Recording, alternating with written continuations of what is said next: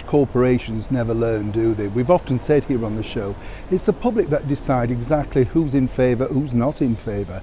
And in this digital media world, it's very difficult, isn't it? Because you can be hung, drawn and quartered, as they say, by the flick of a tweet, or indeed a comment on YouTube, or anything, Snapchat, Instagram, that sort of stuff.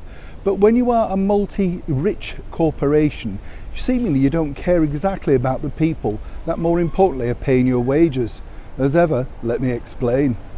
Hi, good morning, Neil Sean here in the very heart of London. As I say, this particular story did fascinate me because we've often told you here on the show, even recently, about the newsreader on the BBC, Martine Croxall, who was jubilant at the news that the former British Prime Minister, the Right Honourable Boris Johnson, now wasn't running to come back into office. I mean, this is supposed to be the most impartial news channel in the world, not really having any opinion, simply presenting the facts. Something we try to do here on this channel. We simply just tell you what we find, what we know, and then we let you decide. And some of you are very vibrant in those comments below, trust me. But I enjoy that. At least, we're presenting the facts as we find them. But you would have thought, of course, that that particular channel would have learnt their lesson.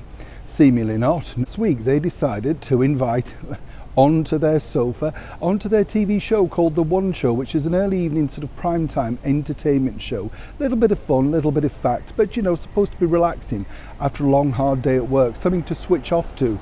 No chance with that because they decided to invite on the activist and 20-year-old Greta Thunberg. They gave her 12 minutes to promote her Tomb, her latest book, which we told you about recently. Apparently all profits are going to her charities, yes, but her foundation allegedly is worth over 2 million. And what about the advance on the book? But it got worse from that, because then the fellow guest, Sir Tony Robinson, a Labour peer, basically was also on there. Now, you'll know Tony simply because he was in the comedy series Blackadder, but has frequently been outspoken on political, commentary and all kinds. Interesting that he then went on to a fellow rant, basically claiming that Greta's book was the most important book that he'd read in the last 5 years and urged everybody to buy the book. So this turned into literally a huge commercial factor for a book on the BBC, where apparently no advertising is allowed. You get the picture? Well, once again, you could also find out that this particular idea really backfired for the BBC. So many people complained, and more importantly, ratings were dire for that particular episode. But they're ploughing ahead, they really don't care. And that's the reason why so many people have decided not to pay their TV license.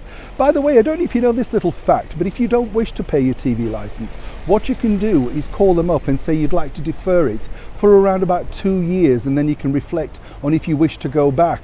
Thousands upon thousands of people have taken this opportunity up, and more importantly now for the BBC, they're finding that thousands and thousands are simply not returning.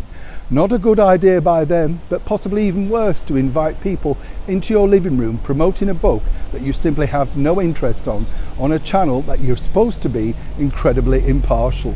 As ever, I'd love to know what you think to this particular story in the comments below. Neil Sean in the very heart of London.